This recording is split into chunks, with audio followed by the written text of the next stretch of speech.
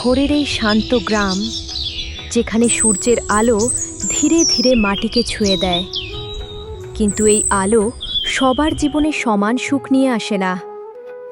সেই গ্রামে থাকত দুই রূপবতী বোন, একজন সাজে আরেকজন সংসার সামলায়। এই হাঁড়িটা তো একেবারে শক্ত হয়ে গেছে, কালকে ঠিকমতো মাজতে পারিনি, আজ আবার নতুন করে করতে হবে। মা বলছিল আজ একটু তাড়াতাড়ি ফিরতে, কিন্তু কাজগুলো শেষ না করলে কি করে ফিরি?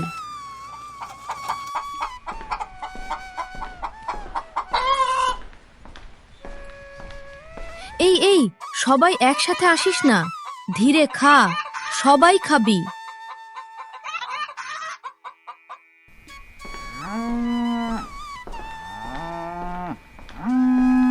এই গাইটা যদি ঠিকমতো দুধ না দেয় তাহলে আজ বাজার করা মুশকিল হয়ে যাবে। ধীরে ধীরে, আর একটু, হ্যাঁ হয়ে গেল।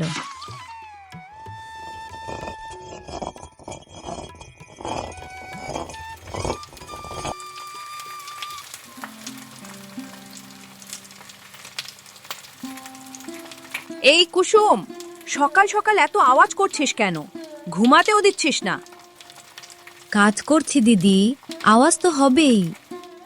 কাজ কাজ কাজ, তোর জীবনটাই কাজ হয়ে গেছে। কুসুম, আর একটা কথা শোন, এই বাড়িতে যা কিছু আছে, সাজগোজের জিনিস, সব কিছু কিন্তু ভাগ হবে। দিদি, আমার এসবের দরকার নেই, তুমি নিয়ে নাও। জানতাম তোর আবার এসবের দরকার কি, তুই তো কাজ করার জন্যই জন্মেছিস। কাজটা না করলে দুপুরে খাওয়াটা জুটবে না দিদি, তুই বস, আমি করে দিচ্ছি। সেটাই তো ভালো, তুই কাজ কর, আমি একটু নিজের খেয়াল রাখি। আর শোন, আমি কিন্তু ঠিক করে ফেলেছি, এই সব কষ্টের জীবন আমার জন্য না। আমি একদিন বড়লোক বাড়িতে বিয়ে করব, এখান থেকে বেরিয়ে যাব। বিয়ে করে সুখ পাওয়া যায় দিদি, কিন্তু শুধু টাকা থাকলেই কি সুখ আসে? আবার শুরু হলো, তুই না থাকলে এই বাড়িটা কত শান্ত থাকতো। সবাই তো নিজের মতো করে বাঁচে দিদি। ইনি হলেন দুই মেয়ের মা। সংসারের কাজের পর তাকে অন্য বাড়িতে কাজ করতে যেতে হয় দুমুঠো ভাতের জন্য। তুই কি একবারও ভাবিস সংসারটা কিভাবে চলছে? আমি কি সব কাজ করার জন্য জন্মেছি নাকি? না, তুই রাজকন্যা। কুসুম একা সব করবে, তুই শুধু বসে বসে খাস। আমরা কাজ করলে গায়ের রং নষ্ট হয়ে যাবে মা, তুমি বুঝবে না। মা, তুমি রাগ করো না, আমি সব করে দেব। তুই কতদিন একা একা সামলাবি মা? আমার তো আর শরীর চলে না। তাহলে আজ তুমি আর কাজে যেও না। কাজে না গেলে তোদের আর তোদের বাবাকে কি করে দেখব বল? কিছু না করলে খাবো কি করে? তোমাকে যেতে হবে না, আমি বাড়ির কাজ করে যাব তোমার জায়গায়, তুমি বাবার পাশে থাকো। না মা, আমি যতদিন পারবো তোকে বাইরে কাজ করতে দেব না। ঠিক আছে মা, আমি যাই, আজ আবার দেরি হয়ে যাচ্ছে। ঠিক আছে মা, তুমি নিশ্চিন্তে যাও, আমি এদিকে সব দেখে নিচ্ছি। তুই আছিস বলেই তো আমার চিন্তা কম। বাবার জন্য একটু গরম জলও নিয়ে যেতে হবে। কাল রাতে কেমন কষ্ট পাচ্ছিল বাবা। বাবা, একটু উঠে বসো, জল এনেছি।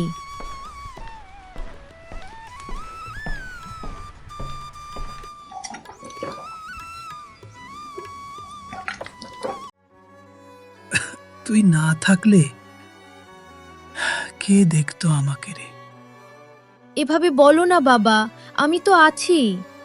কুসুম, তোর ছোট ছোট হাত দিয়ে এত বড় সংসারটা ধরে রেখেছিস। আমি বাবা হয়েও তোদের জন্য কিছু করতে পারলাম না। এটা বলবে না, তুমি আমাদের সবকিছু বাবা। আমার একটা স্বপ্ন ছিল, তোদের দুজনকে ভালো জায়গায় বিয়ে দেব, হাসতে হাসতে বিদায় দেব। সেই দিন আসবেই বাবা, তুমি দেখবে। আমি কি সেই দিনটা দেখতে পারবো রে? নিজের কথা ভুলে গিয়ে অন্যের জন্য বাঁচাটাই যেন তার অভ্যাস হয়ে গেছে। ছোট্ট বয়স, কিন্তু দায়িত্ব পাহাড়ের মতো। আজও দেরি হয়ে গেল। এইভাবে চললে কোনোদিন আমার কাজটাই থাকবে না।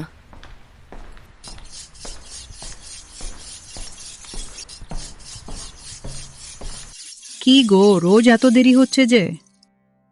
আর বলো না দিদি, শরীরটা ভালো যাচ্ছে না। শরীর ভালো না লাগলে তো তুমি বিশ্রাম নাও। তোমার 2 মেয়ের মধ্যে কাউকে একটা পাঠিয়ে দাও। না দিদি, মেয়েদের আমি এখন আসতে দেব না। দেখি না, আমি যতদিন পারি করি। আচ্ছা, দেখি কি হয়। আর শোনো, কাল আমার বাবু শহর থেকে আসছে, চিঠি দিয়েছিল। কাল তাহলে একটু তাড়াতাড়ি এসো, একটু বেশি রান্না করতে হবে। আচ্ছা দিদি।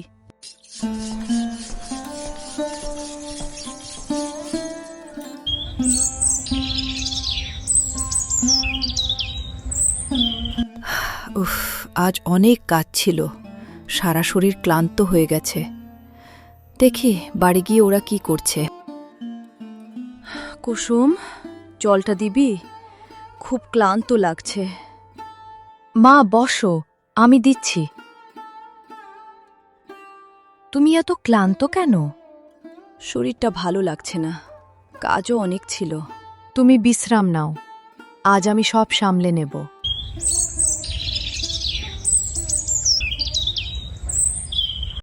মা, আজ আমার শরীরটা খারাপ। আজ মনে হয় আর কাজে যেতে পারবো না।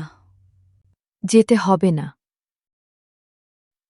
আজ মালকিনের ছেলে শহর থেকে ফিরছে, না গেলে খারাপও হবে। তুমি আরাম করো মা, তোমার বদলে আমি যাচ্ছি কাজ করতে। না না মা, আমি এটা হতে দিতে পারি না। তুমি চিন্তা করো না। এই বলে কুসুম কাজে চলে যায়। কিরে কুসুম, কোথায় গেলি? খেতে দে, খুব খিদে পেয়েছে। কুসুম, এই কুসুম, সাড়া দিচ্ছিস না কেন?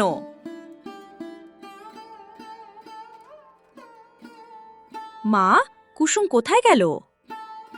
কুসুম আমার বদলে কাজে গেছে। আজ মালকিনের ছেলে শহর থেকে আসছে।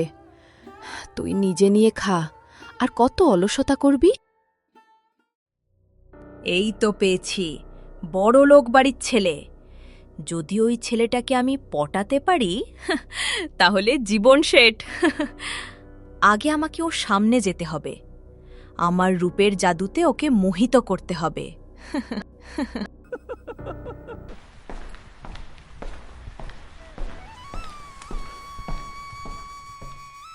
আরে অর্ণব, সত্যি তুই এলি? সারপ্রাইজ দিতে চেয়েছিল মা। শহরের ওই ভিড়, শব্দ একদম সহ্য হচ্ছিল না। তোর মুখটা কেমন ক্লান্ত লাগছে রে। ঠিকমতো খাচ্ছিস তো? খাওয়া দাওয়া ঠিকই ছিল, কিন্তু মনটা ক্লান্ত হয়ে গেছিল মা। এখানে এলেই শান্তি লাগে। এখানে কিছুদিন থেকে একটু মনটাকে ভালো করব। আর যদি সবকিছু ঠিকঠাক হয়, এখানে কিছু একটা করে নেব। শহরে আর যাব না। ঠিক করেছিস, কিছুদিন এখানেই থাক, সব ঠিক হয়ে যাবে। এই বাড়িটা, এই গাছগুলো, সবকিছু যেন আগের মতোই আছে। সবই আছে, শুধু তুই ছিলি না। আজ মায়ের শরীরটা খারাপ, তাই আমি এসেছি। তা কি রান্না করব? তুমি নতুন, তাই তোমার মতো করেই রান্না করো, দেখি কেমন লাগে। তাই করি। কুসুমের প্রথমে ভয় হচ্ছিল, নতুন জায়গা, নতুন মানুষ। তবুও সে মনকে শক্ত করল। সে সবজি কাটল, মশলা পিষল, আর মন দিয়ে রান্না করল। রান্না ভালো না হলে যদি তাকে তাড়িয়ে দেয়। বাহ, দারুণ হয়েছে রান্না। তোমার রান্নার হাত তো বেশ ভালো। ধন্যবাদ দাদাবাবু। এই বাসনগুলো ধুয়ে নিলেই কাজ শেষ। তুমি নতুন কাজ করছো এখানে? জি, মা অসুস্থ, তাই আমি এসেছি। তুমি একা সব সামলাও? না করলে তো চলবে না। ওর মধ্যে আলাদা কিছু আছে, এত সরল, এত দায়িত্বশীল। কাকে নিয়ে এত ভাবছিস? মা, ওই মেয়েটা কুসুম। ও খুব ভালো মেয়ে, কষ্ট করে সংসার চালায়। ওর মধ্যে একটা শান্তি আছে, কোনো অভিনয় নেই, কোনো লোভ নেই। আজকাল এমন মানুষ পাওয়া যায়। কুসুম। এইভাবে বেশ কয়েকদিন কেটে গেল। আজ আর একটু ভালো করে রান্না করতে হবে। ওরা তো বড় লোক, খারাপ লাগলে। অর্ণবের চোখে কুসুমর সরলতা গেঁথে গেল। আমি এসেছি। আরে এসো কুসুম। আজ কি রান্না করব? কালকের মতো আজও যা তোমার মন চায় সেটাই করো।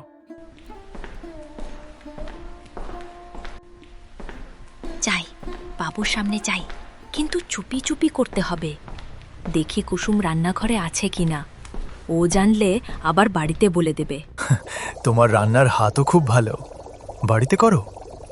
জি, সবই করতে হয়। কে শিখিয়েছে? জীবনই শিখিয়েছে। মানে? বাবা অসুস্থ, মা সারাদিন কাজ করে, না শিখলে তো চলতো না। ওই ছেলেটা ওর দিকে এমন করে তাকিয়ে আছে কেন?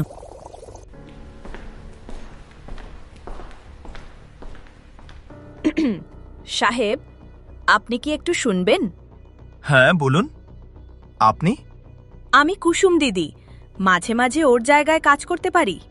কিন্তু কুসুম তো ঠিকই কাজ করছে। সবাই তো সব পারে না, আমি কিন্তু অনেক কিছু পারি। আচ্ছা ঠিক আছে, কিছু অসুবিধা হলে জানাবো। মনে হলো বাবু আমার রূপ দেখে নিশ্চয়ই মোহিত হয়েছে, কিন্তু কুসুমের দিকে ওই রকম তাকিয়েছিল কেন? কুসুম কিছু করছে না তো? জানতে হবে। আসুকো বাড়িতে।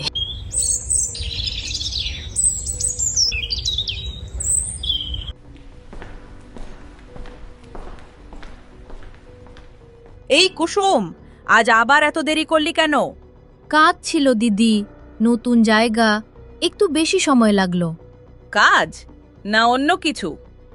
মানে? শুনেছি ওই বাড়ির ছেলে নাকি শহর থেকে এসেছে। আমি কাজ করতে যাই দিদি, এসব ভাবার সময় নেই। তুই ভাবিস না, কিন্তু যদি কেউ তোকে নিয়ে ভাবে? আমি এসব বুঝি না। বুঝবি, খুব তাড়াতাড়ি বুঝবি। দিদি, তুমি এমন কথা বলছো কেন? কারণ আমি বোকা না? এতদিন কষ্ট করলাম, আর এখন সব তুই নিয়ে যাবি?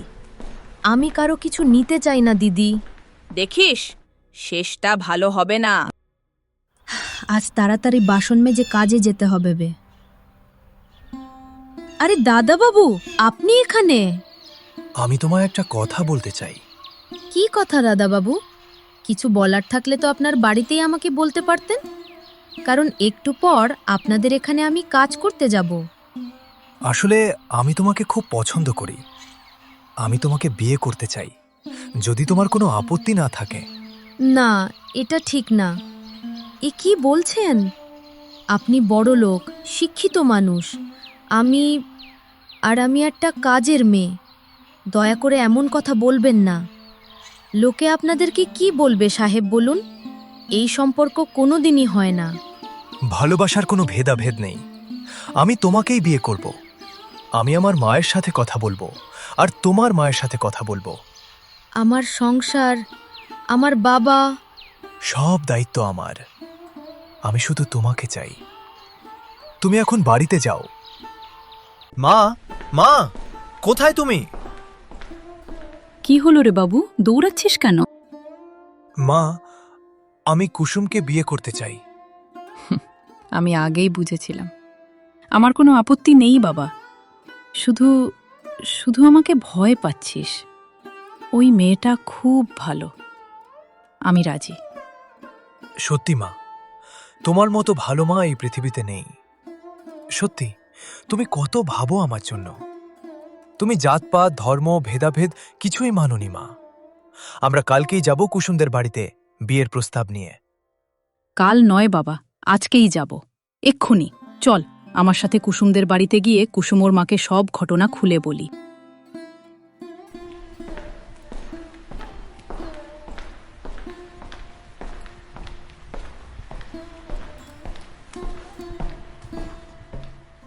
ওই তো, ওই ছেলেটা শহর থেকে এসেছে। কুসুমে মা আছো? হ্যাঁ, আছি। আসুন, আসুন, আসুন, আসুন। নীরব পরিবেশ। অর্ণবী নীরবতা আমি ভাঙল। সরাসরি কথায় আসছি। আমি কুসুমকে বিয়ে করতে চাই। হ্যাঁ, আপনার মেয়েকে আমাদের ছেলের বউ করতে চাই। কি বলল? কুসুমকে? আমার মেয়ে? কিন্তু আমরা তো খুব সাধারণ। মানুষ বড় হয় তার মন দিয়ে, টাকায় না। আমি সারা জীবন এত সাজগোজ করেও কিছু করতে পারলাম না। কুসুম শুধু মন দিয়েই তাকে জয় করে নিল। আমি কুসুমকে সম্মান দিয়ে রাখতে চাই। আর শুধু কুসুমকে না, পুরো পরিবারকে নিয়ে যাব আমি। আমাদেরও? আজ বুঝলাম ভুলটা কোথায় ছিল। যদি আমি ভালো হয়ে যাই, তবে আমি ওই বাড়িতে থাকতে পারবো। আপনারা এখন আমার পরিবার। বিয়ের পর তোমরা সবাই মিলে আমার বাড়িতে গিয়ে থাকবে। বাবা সকল চিকিৎসা আমি বহন করব। দিন্না কাকিমা, আপনার মেয়েকে আমার হাতে তুলে আমার মা হয়ে থাকবেন সারা জীবন। কখনো কোনো কষ্ট থাকবে না আর আপনাদের। আমাদেরও তো পরিবারে কেউ নেই তেমন। আপনারাই এখন থেকে আমার পরিবার হয়ে থাকবেন। আপনার মেয়েকে সব সময় মাথায় করে রাখবো আমি।